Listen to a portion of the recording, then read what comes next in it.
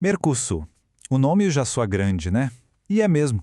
Estamos falando de um dos projetos de integração mais ambiciosos aqui da América do Sul. Ele nasceu com aquela promessa enorme de unir nações, de fortalecer as economias, de criar um futuro em conjunto. Mas depois de algumas décadas, como é que está a realidade desse gigante?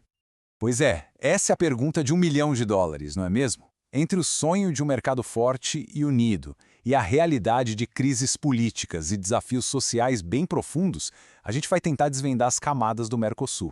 Então, bora mergulhar nessa história para entender melhor. Olha, para a gente entender onde a coisa aperta hoje, a gente precisa voltar lá no começo, na ideia original. O Mercosul nunca foi só sobre dinheiro, sobre comércio. A ideia era bem maior. Era sobre sonhar um futuro diferente para toda a região. E essa ideia de união, ela não nasceu da noite para o dia, não. Foi uma construção, sabe, de décadas.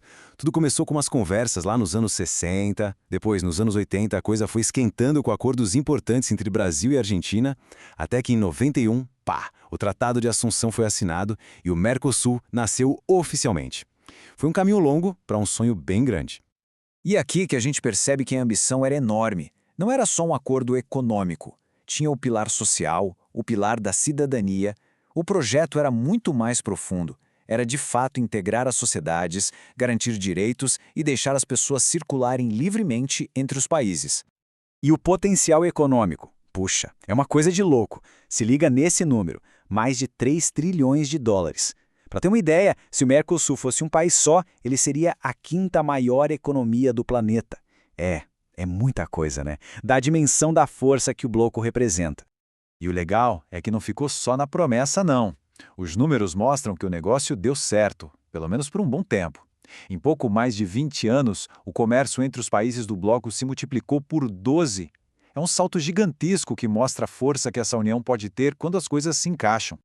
Mas como nem tudo são flores, né? A gente sai do sonho e cai numa realidade bem mais complicada. A engrenagem econômica do Mercosul, apesar de ter tido sucesso, tem uns problemas estruturais bem sérios. Bora entender por quê. Guarda bem esse termo aqui. União aduaneira imperfeita. É ele que explica muita coisa. Na teoria, era para ser lindo. Produtos circulando livremente, sem barreiras e uma tarifa única para produtos de fora. Só que, na prática, a história é bem diferente. E essa diferença entre o plano e a execução fica muito clara aqui. O que era para ser um mercado comum virou essa união imperfeita. A tal da livre circulação de produtos ainda esbarra em um monte de barreiras.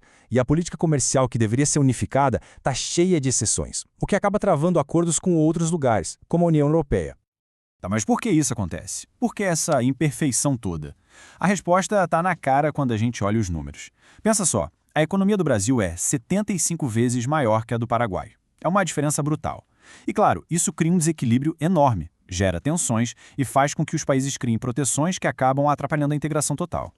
E como se não bastassem os problemas na economia, o Mercosul também encarou uma crise política pesadíssima.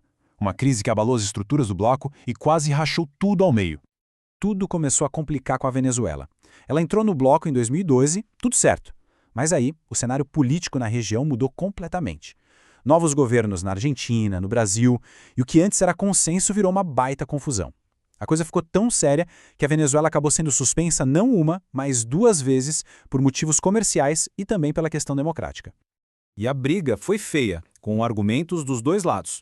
De um lado, você tinha Brasil, Argentina e Paraguai dizendo, olha, eles não cumpriram as regras e a situação democrática lá é preocupante.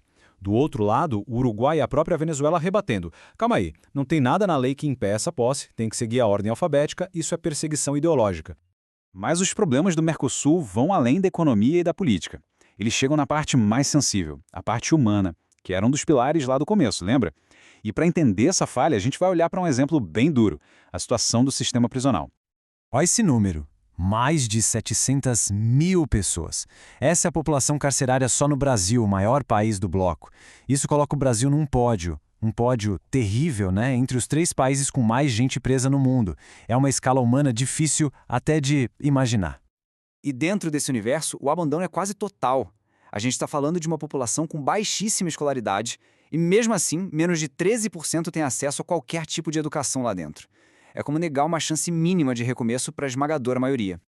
E olha o que diz a Declaração Universal dos Direitos Humanos, um documento que todos os países do Mercosul assinaram. Ninguém será submetido à tortura, nem a tratamento ou castigo cruel, desumano ou degradante. É um princípio básico, fundamental.